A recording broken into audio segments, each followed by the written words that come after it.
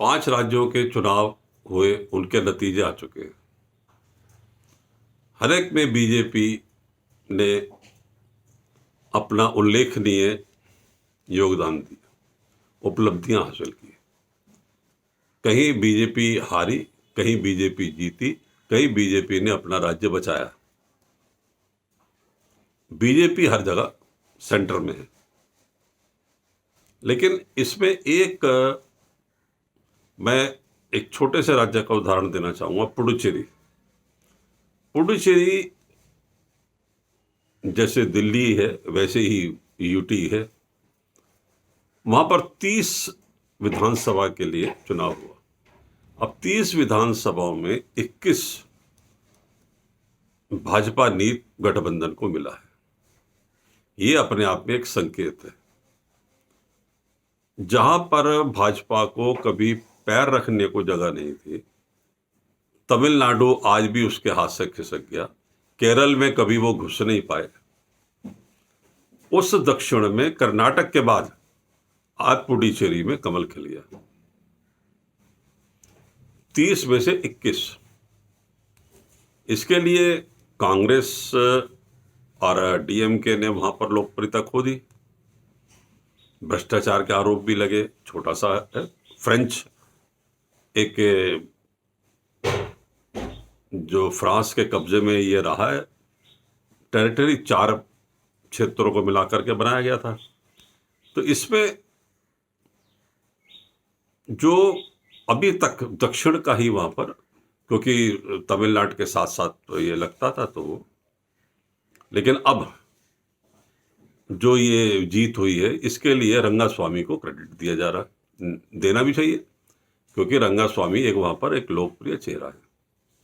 लेकिन इन सब के पीछे एक और कैरेक्टर है जिसको क्रेडिट थोड़ा बहुत तो दिया जाना चाहिए, और वो है किरण बेदी।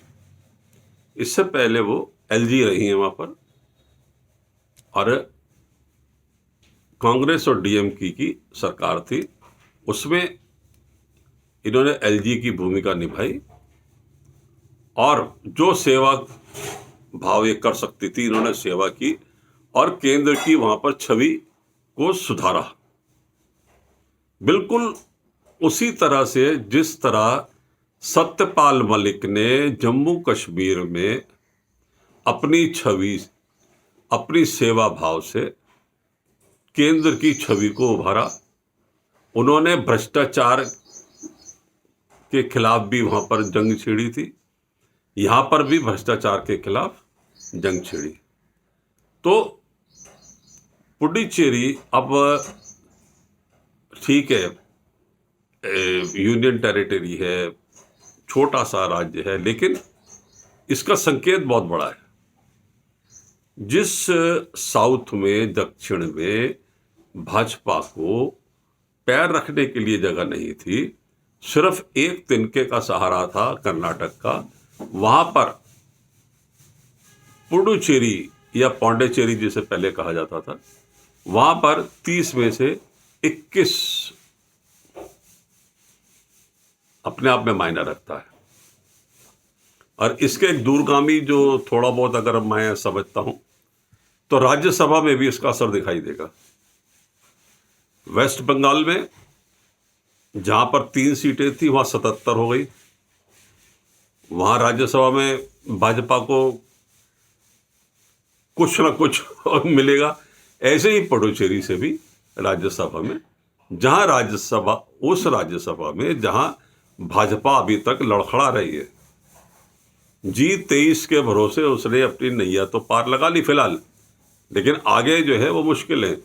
तो वहां पर इसको, भाजपा को थोड़ा बहुत मेरे ख्याल से सपोर्ट मिल सकती है।